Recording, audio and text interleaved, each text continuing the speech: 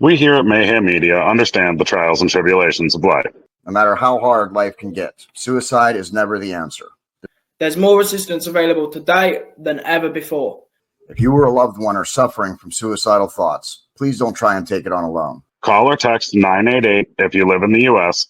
Or if you're in Great Britain, call 116123 or text 85258. The world is a better place with you in it.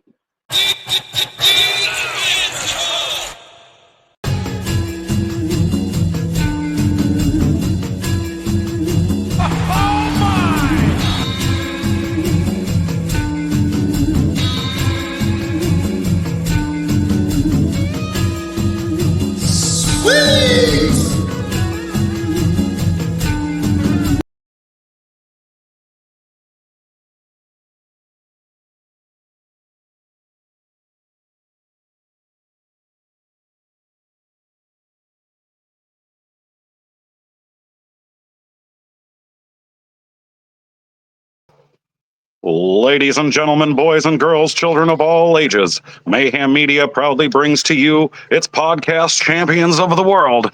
I am the last outlaw, Jesse James, joined as always by the one and only Connor Clarkson. This is Into the Barricade. Let's get into it, Connor. Jesse, cheers, my brother. Cheers, mate. We're going to start off covering SmackDown. I'm going to kick it over to Connor. Lead us off with the SmackDown coverage. All right. 3 hours, 3 matches. Boring as fuck. Move on. On to Raw, baby. SmackDown sucked. 3 hours, 3 matches. I ain't digging it. We got to get some shit together here. Raw, on the other hand, kicked absolute ass, emanating from Kansas City. I think it said it was the 16th time they've been there. I can't really remember the reason why, but Nick Aldis from SmackDown was subbing as GM for Adam Pearce for the night. We open up with our first match, Rhea Ripley versus Roxanne Perez. Hell of a match, hard-hitting, great move sets, great friggin' crowd reactions, insane action. Rhea Ripley has the nastiest knee lift the women's division has ever seen. That was gnarly as hell. The entire match was fantastic. I was not thrilled to see Julia interfere, but I was absolutely thrilled to see Io Sky run out and make the save for Rhea. 100%. I mean, that match was, hard hitting for, it was a good 15, 20 minutes. I mean, Yeah, that sounds about right. I thought that was an interesting play. Maybe that sets something up for Backlash. Who knows?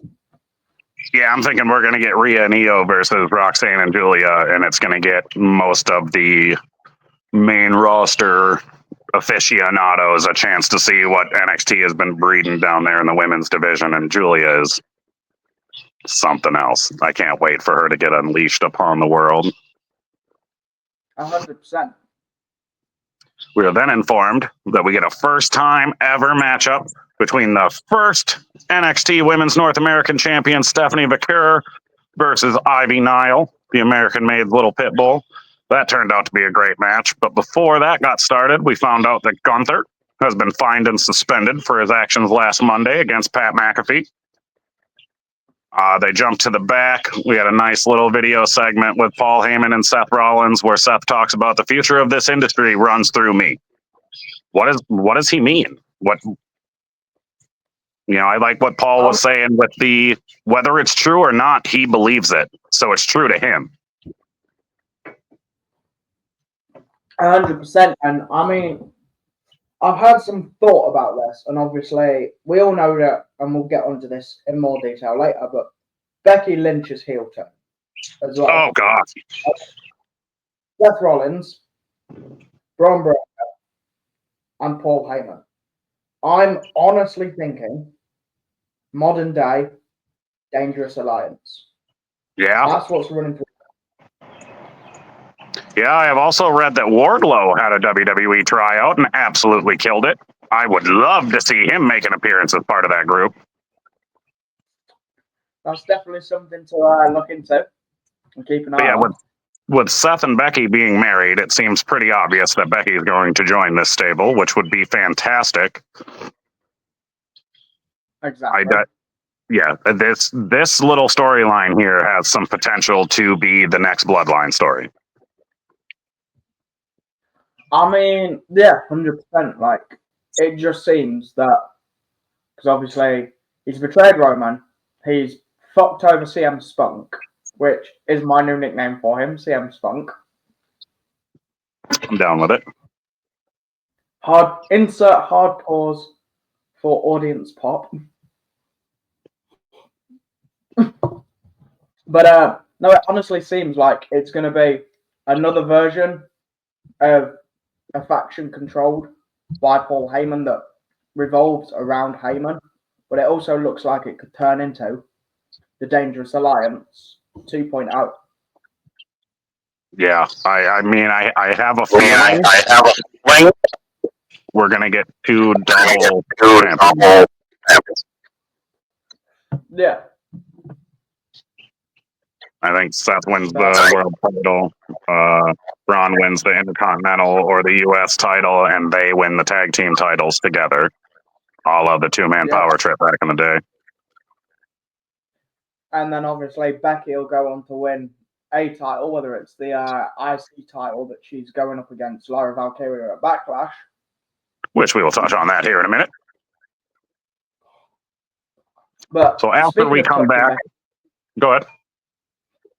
Speaking of touching Becky Lynch, that promo though, honest oh to my God, probably promos by the women's division this year so far. Oh, I don't even think that's a argument. Any company, any division, that was the most fire women's promo I've heard all year. I beat up Bayley because I'm tired of the bullshit. She's my enemy. She's always done this. You know, why did I beat up Lyra? Well, the enemy of your enemy is your friend. Well, that also works the other way. The friend of your enemy is your enemy. Exactly. You know, Lyra comes out, interrupts Becky, cuts a generic 2K25 promo, challenges Becky at Backlash, says, you know, I know you're not going to fight me unless I put the title up, which, I don't know, seems stupid to me. Like, why would you challenge for your own title? Becky Lynch gets fired up, attacks Lyra Valkyria, beats her down. Becky splits through the crowd.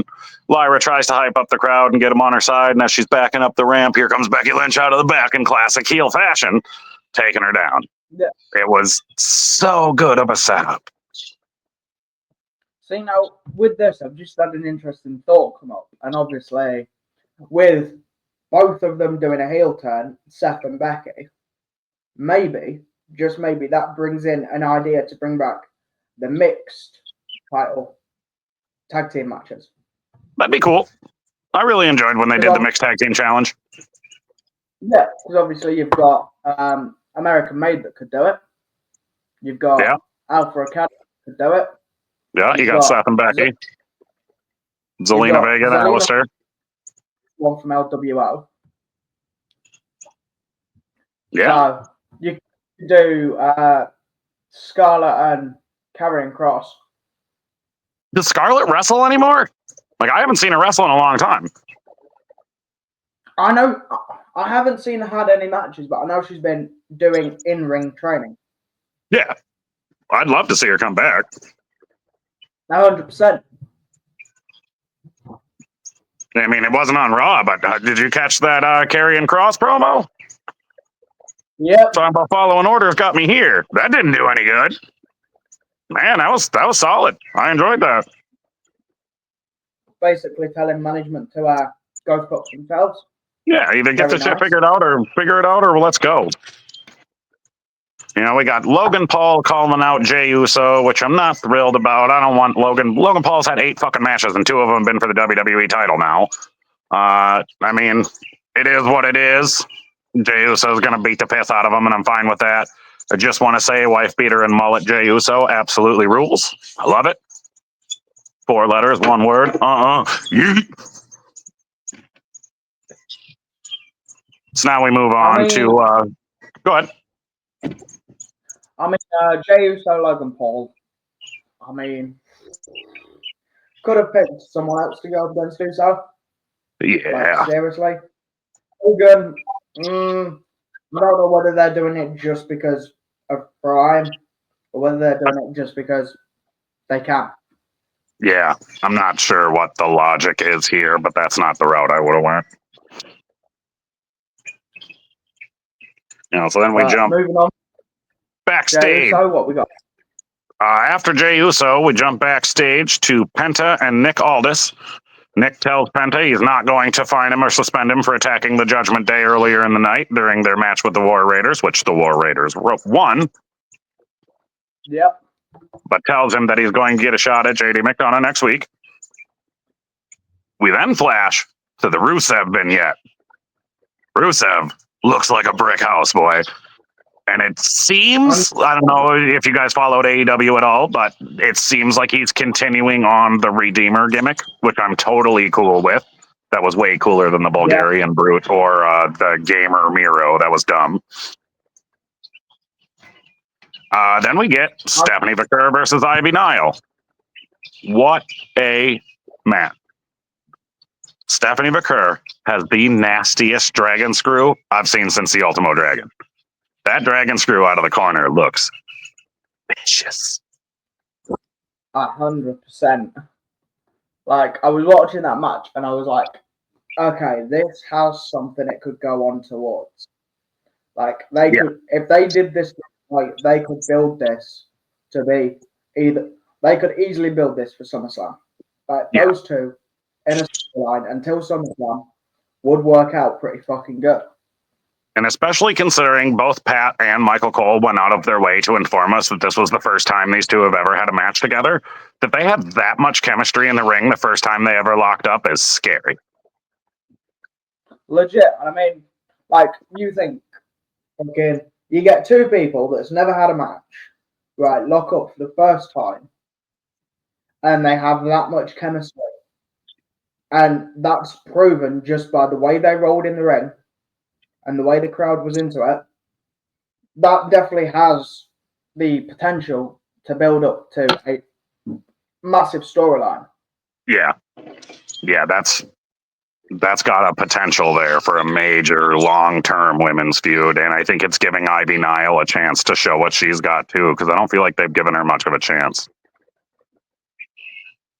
Legit. And I mean, I think it just seems like for me she's been held back as kind of like the shadow of American Made.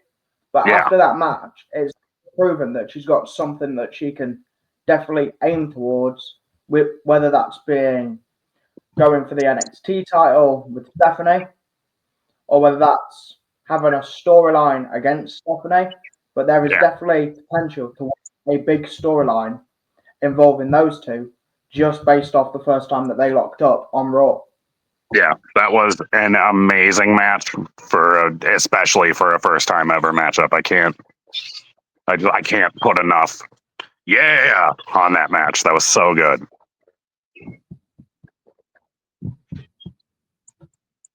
Like, I thoroughly enjoyed that match. Yeah, me too. I honestly think that might have been match of the night. 100%. Possibly even match of the week. It was good. I thoroughly enjoyed it. So then we cut to Pat McAfee calling out Gunther. Tells Nick all this. I don't want Gunther suspended. I want him. I'm a lot of things, but I ain't a bitch. I have never heard a commentary drop an F-bomb on live TV, but I can no longer say that thanks to Pat McAfee. Pat says he rides for those who ride for him, and Michael Cole been riding shotgun since day one.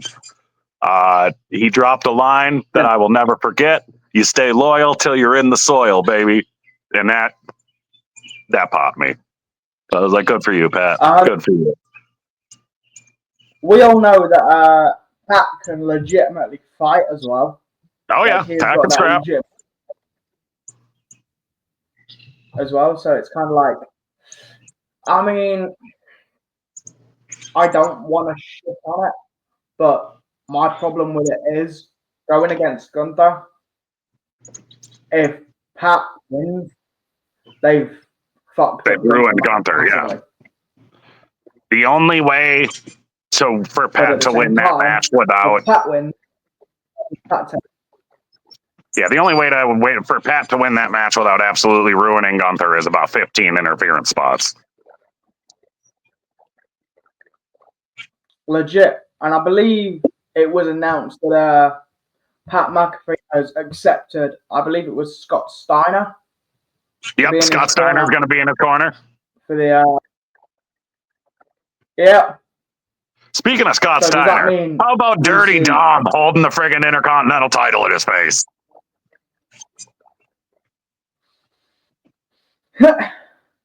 I mean, That's Dom great. with the IC title, fair play is fair play. That's right. It is what it is. So after Pat goes off on this tangent, we get Nick Aldis out on stage. Nick Aldis makes it official. Pat versus Gunther for Backlash. I don't remember. Did they make it a no DQ match? I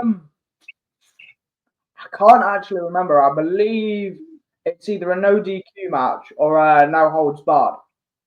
So basically the same thing. Yeah, basically the same thing. We all know that.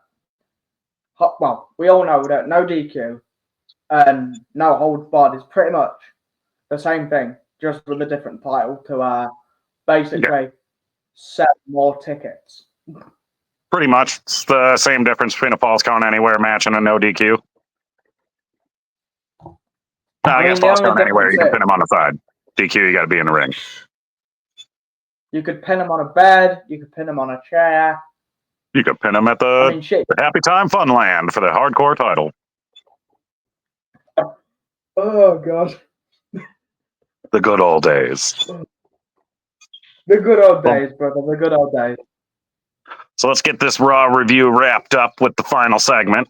Seth Rollins and Sami Zayn are in the ring. Seth tells Sami he's, one of his only 5 true friends he's ever really had. And he talks about calling Sami after Rue was born and asking for advice. And tells Sami, take the pass. Go to SmackDown. Become champion. Don't get in our way. If you do, bad things are coming. Sami refuses to back down, as Sami always does. Says he will be champ one day and doesn't need Seth Rollins' help. And tells him to go to hell. And that's when Braun's music hits. Braun comes out, match with Sami Zayn, absolute squash match. 3 spears later. I mean, and then there was that match. Yeah, that I wouldn't even call that a match. That was a mugging. 100%. I mean, to be fair, 90 seconds? Was it 90 seconds? It was either 90 seconds or 3 minutes. Yeah, it was under 3 minutes. He cut him in half 3 times with that brutal spear. I can honestly say I don't remember the last time the refs stopped a main event on Raw. It's been a long time. I'll say this as well, and I mean, it's been proven before, but since that spear that Carlito took, I think it's definitely been proven that Bron Breakker's got the best spear in WWE at this point. I used to change that to the torpedo. That's beyond a spear. Have you ever noticed when he hits the ropes the 3rd time, the entire ring moves? Yep. And I mean, the guy's all in. 250, 260. Do you know what I mean? He's 250, 260. He's just over 6 foot. And he's running at 18, 19 miles to basically headbutt you in the stomach. That hurts. I don't give a fuck how well you can play that. That's going to sting you for a good couple of days. Yeah, that one's going to be rough. So we do have one last thing to talk about. Connor, bring up the list of releases. WWE has done some spring cleaning. We're up to 29 releases up there on the screen. I think the one we don't have is Shotzi Blackheart, was released late last night. She didn't make it onto the thing. I'm honestly quite surprised Cora Jade, Carmella, and Braun Strowman got released, but other than that, really, I'm not. There's no real shockers there. Jakara Jackson, maybe, because her and Lash Legend were a legit tag team. Yeah. I mean, Really? I'm definitely surprised on Strowman. Like, I thought he had more to go for than just being released. Yeah. Cora Jade fucking shocks me that she got released. Yeah, because she was killing it. Legit. But I mean, apart from those couple that we've already mentioned, nothing really jumps out at me like they've been released, really. Yeah, like I'm not surprised Gallus got released. I'm not surprised AOP got released. They ain't been doing nothing with them. Legit. And it's like, if you're not doing anything with them, they're going to be put on the release list. Right. And now it makes me wonder, with WWE and TNA working together, is TNA even a viable landing spot for these guys that have been released now? Yeah, and obviously don't forget that they've recently bought out AAA as well. Was it? Oh, yeah, it was AAA, not CMLL. Yeah, that's insane. Yeah, it was because I mean, I think NXT that's got a pay-per-view with them? Yeah, they're doing the Worlds Collide. Yep. Which correct me if I'm wrong, but that's basically going to be their version of AEW's Forbidden Door. That's what it sounds like to me. It's going to be NXT versus AAA. Kind of like how AEW does AEW versus New Japan. Yeah. Yeah, I do find it funny that AAA had to release their champion when WWE bought him out, because WWE ain't doing nothing with Alberto Del Rio. Legit. They're like, yep, you're out while you're reigning as champion. Drop the title. Piss off. Yep. That is how it is. Yeah, really. Well, all right, guys, that has been this week in wrestling for Into the Barricade. Connor, will you hit the storefront, please?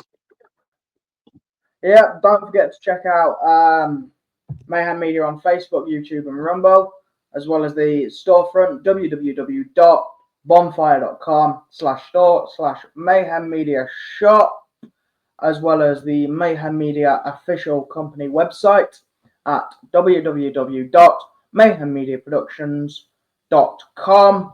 I am the one and only Connor fucking Clarkson, and to my left is the last outlaw, Jesse James. This has been Into the Barricade. Goodbye and good night.